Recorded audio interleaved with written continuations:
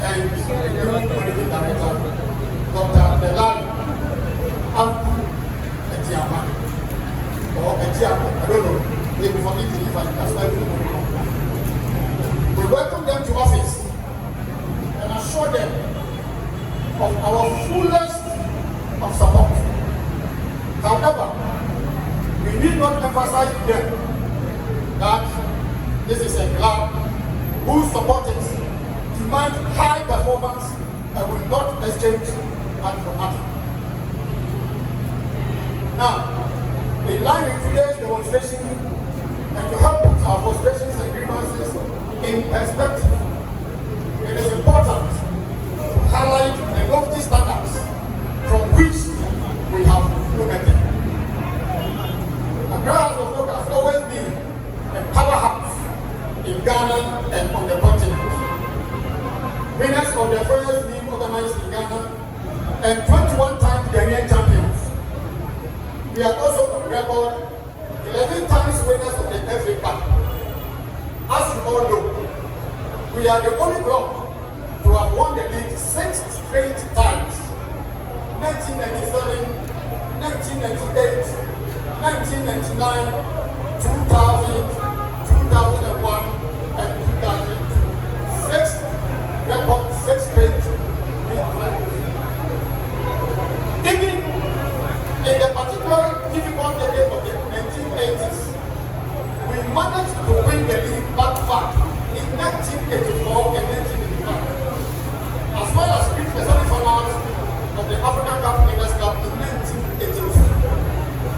By our high standards, these achievements were considered so abysmal that it led to 2 major shakeups in the club: the sacking of the board by the Council of Patrons and the sacking of all the entire regular staff, including 6 last-time players in 1986. We are also twice runners-up of African champions, the African Champions League, in 1997, 1977, and 1979, and champions in the year 2000. Having followed our 2000 Champions League triumph with the African Super Cup in 2001, we joined the very few clubs on the continent who have won all the continental trophies on offer when we pulled the chestnut out of the blazing fire by defeating our arch rivals, Maxwell Asabre, in their Kumasi Fortress, Amaya Sports Stadium, to win the maiden edition of CAF Invitations Cup in 2004. We won the league 8 times out of 10, from 1987 to 2007, and again in 2009, our league conquest before the SAS took over 2 years later.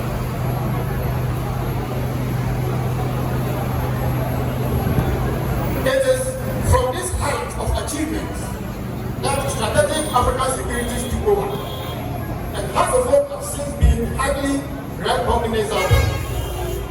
Our previous club, under the current board, and its so-called management, has managed every only triumph that is in 2021 in 13 years. If this is not abysmal, we do not know what else is. It has been heartache after heartache and sacking of coaches in rapid succession amidst the hiring and firing of many directors, some of them on dubious football manner. While our competitors during our best years were a Kumasi Asante concerned, solid enough to reach 2 continental finals within 2 years, and a highly resourced Asante Gold then, half of them have a relatively big protocol these days, and others to contend with in SAS era. Yet, we have struggled to hold our own against them. Without disrespect to these clubs, the Champions, the Rangers, the Diama, and the Diama, all have had better cumulative record than Africa for the last 13 years. Our management loses matches casually without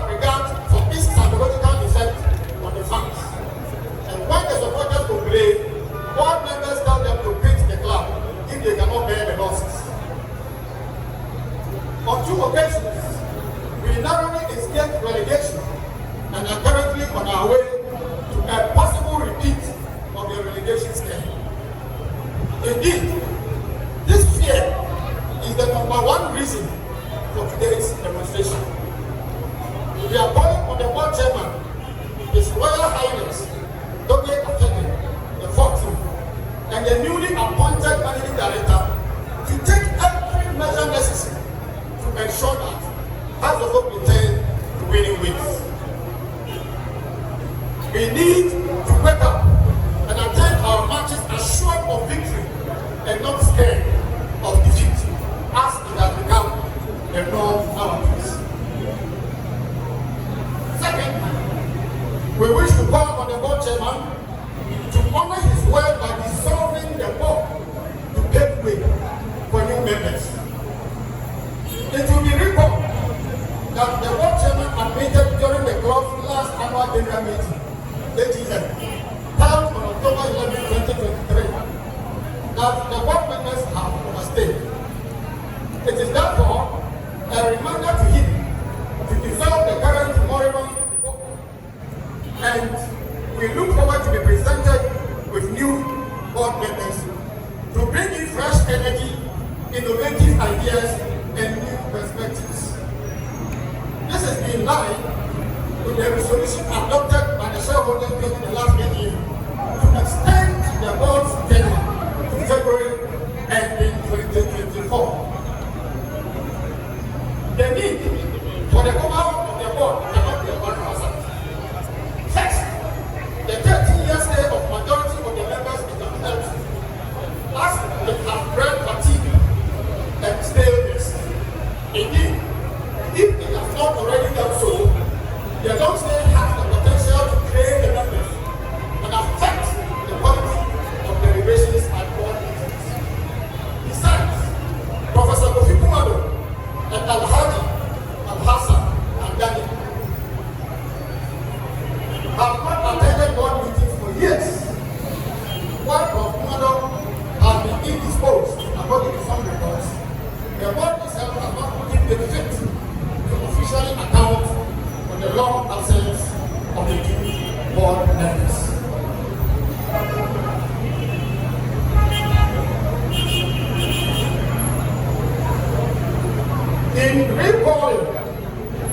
In calling for the dissolution of the board and the convening of an AGM, we wish to emphasize that what we are demanding is an absolute overhaul and not a symbolic change of one or two persons.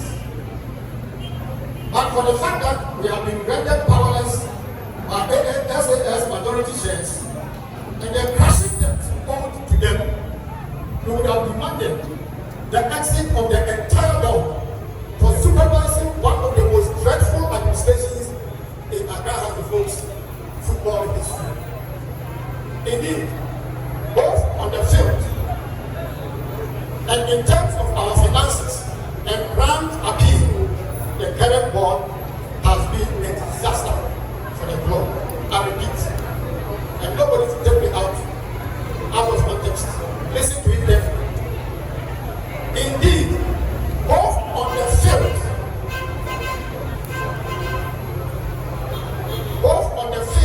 and in terms of our finances and brand appeal, the current board has been a disaster for the club. I have not mentioned football. While we commend the board, and especially His Royal Highness Togbe Afede, for the infrastructure layout